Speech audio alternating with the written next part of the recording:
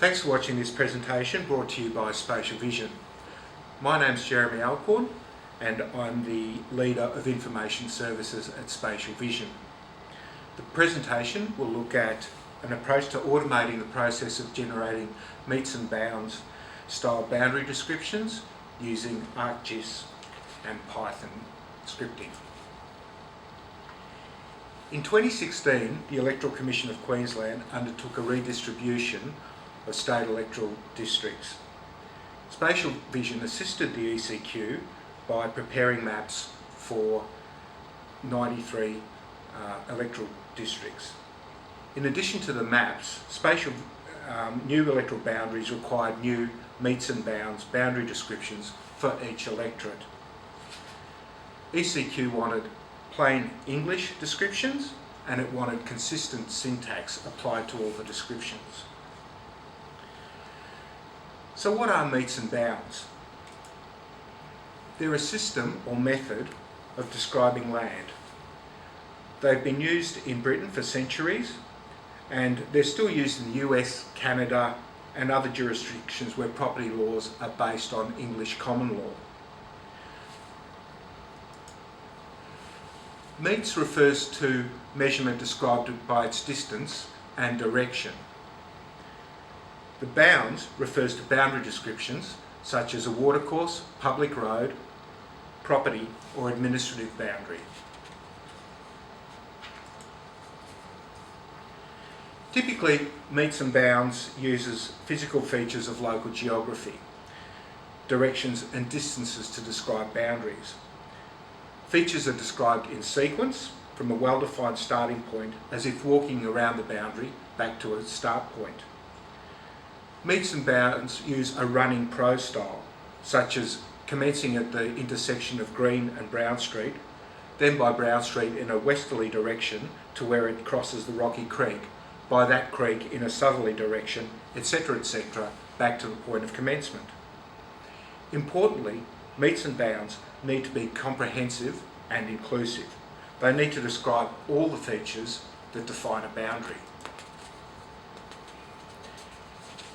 In an Australian context, meets and bounds are used to describe administrative boundaries such as localities or local government areas.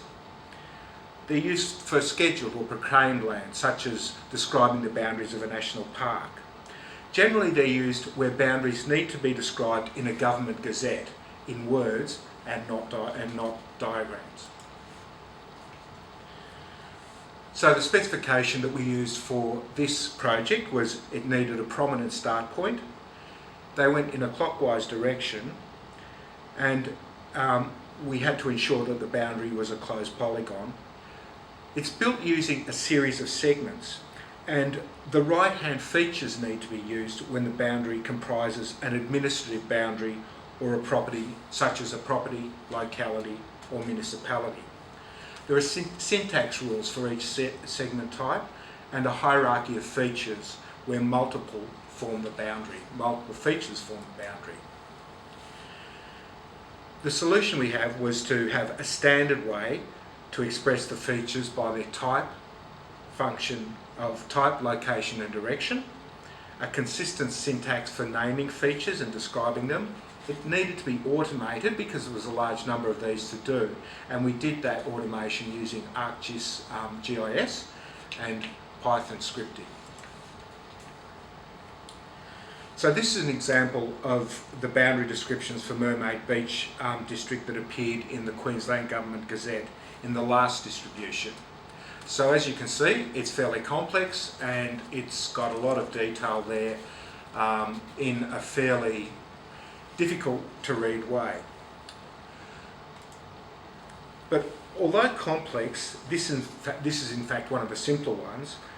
The running prose description can be broken down into segments as displayed here. In each case, each separate segment has been numbered. Converting the individual segments into a list further clarifies the component part. As a list, you can identify the consistent syntax more clearly. Note the consistent use of by that feature, followed by a direction to the next feature. So the challenge is to identify the component features, put them in order, and then program suitable joining syntax to create the description. A key feature of the boundary analysis is the hierarchy of features. This was implemented to ensure that where multiple features are considered to be aligned to a boundary, one feature type would have precedence over the others. This map demonstrates in a bit more detail what the order of the hierarchy that was used for the project. There's a couple missing there because they don't appear on this particular map. This was implemented as a lookup table within the Python tools, so it could easily be customised to implement a different hierarchy.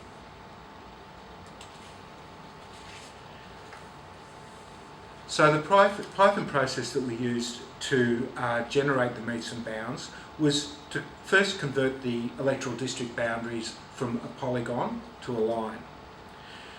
We then created points along the lines at defined intervals, and we split the lines at points, at each of the points, so 50 metres for urban areas and 250 metres for rural areas.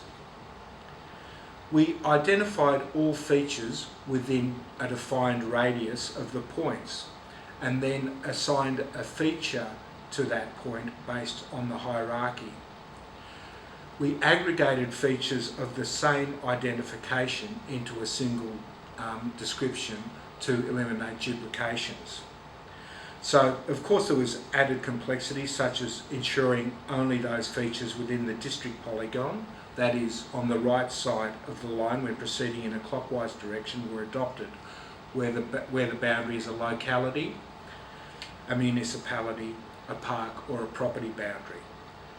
We also needed to assign a direction where one feature changed to another. From this analysis, a text list is generated of all the features that make up the boundary in the order in which they are encountered as you move around the boundary in a clockwise direction. The list was used for quality assurance purposes and contains syntax such as the map feature class in brackets from which each feature has been derived. The map feature class does not appear in the final description.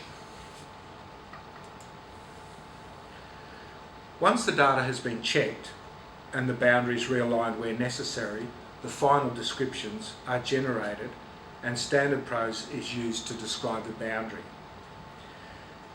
This methodology is applicable in a wide range of situations, provided that there is geographic data to which to align the boundary, a standard for generating the description, and the connecting syntax is applied in a consistent manner.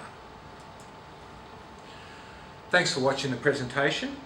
If you'd like more information about automating meets and bounds, please visit our website at spatialvision.com.au or contact me directly at the email address shown on this slide.